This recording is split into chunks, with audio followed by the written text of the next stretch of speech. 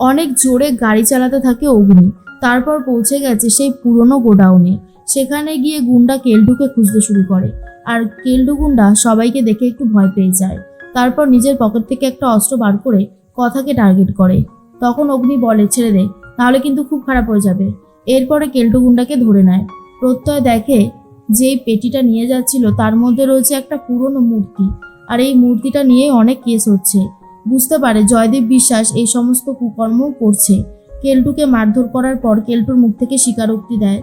কেলটু বলে, জয়দীপ বিশ্বাসের কথা মতো আমি জেলে ঢুকি আর তারপর শঙ্কুকে শেষ করে দিই। তখন কথা বলেছিলাম না বাচক মশাই, এই জয়দীপ বিশ্বাস সাংঘাতিক একজন লোক। এরপর কনস্টেবলদেরকে দিয়ে কেলটু গুন্ডাকে জেলে ঢুকিয়ে দেয় প্রত্যয়। নিজের স্যারের কাছে গিয়ে সমস্ত সত্যিটা স্বীকার করে।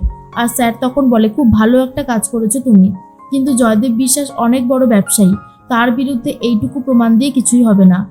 ওনার নিজের মুখ থেকে ওনাকে স্বীকার করাতে হবে, তাহলেই হয়তো সবটা করা সম্ভব। কিন্তু তার আগে তোমাকে আমি সাসপেন্ড করেছিলাম, সেটা আমি তুলে নিলাম। তুমি আজকে থেকেই জয়েন করে যাও। প্রত্যয় শুনে খুব খুশি হয়। এসে বাইরে সবাইকে কথাটা বললেই অগ্নি কথা সবাই খুশি হয়ে যায়। এরপর সবাই মিলে চলে গেছে বাড়িতে। ফ্রেশ হয়ে খাওয়া দাওয়া করে নিয়ে কায়দা কানুনে চলে এসেছে মিটিং করবে বলে। তার মধ্যে দেখা যায় প্রিয়া বলে, আবার কথাদের ডাকার কি আছে? অগ্নি তখন বলে, কথাকে না ডাকলে হবে না, এই ব্যাপারটা তো কথারই।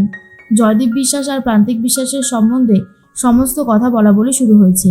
নীলাদ্রি তখন বলে, একটা উপায় আছে, জয়দীপ বিশ্বাসের কাছাকাছি পৌঁছতে হবে, ওনার বিশ্বাসটাকে অর্জন করতে হবে। তার মধ্যেই ম্যান্ডি আসে। ম্যান্ডি এসে বলে, কি ব্যাপার, কায়দা কানুনে কি মিটিং হচ্ছে? তখনই অগ্নি বলে, কায়দা কানুনে কি মিটিং হচ্ছে সেটা তোকে জানতে হবে না, প্লিজ ম্যান্ডি তুই এখান থেকে যা, আমাদেরটা আমাদেরকে বুঝতে দে। আর তখন ম্যান্ডি বলে, এভি তুমি আমাকে এইভাবে ঘর থেকে বার করে দিতে চাইছো? আজকাল তো তোমাকে বড্ড অচেনা লাগে। তখন কথার কথাই বলতে থাকে অগ্নি আর বলে, তুই তো কথাকে এমনি সহ্য করতে পারিস না, আর তারপরে তোর এখানে থাকারও কোনো দরকার নেই বলেই বার করে দিয়ে দরজাটা আটকে দেয়। আর এটা দেখে বুঝতে পারে ম্যান্ডি যে এভি তার কাছ থেকে ঠিক কতটা দূরে চলে গেছে। তখনই কথা বলে, আমরা জয়দীপ বিশ্বাসের বিশ্বাসটাই আগে অর্জন করব, তারপরে ওনার মুখ থেকে সত্যিটা স্বীকার করাবো। ছোটকা তখন বলে, আমার সম্পূর্ণ বিশ্বাস আছে, ভরসা আছে, জানি তুমি জয়ী হয়েই ফিরবে কথা।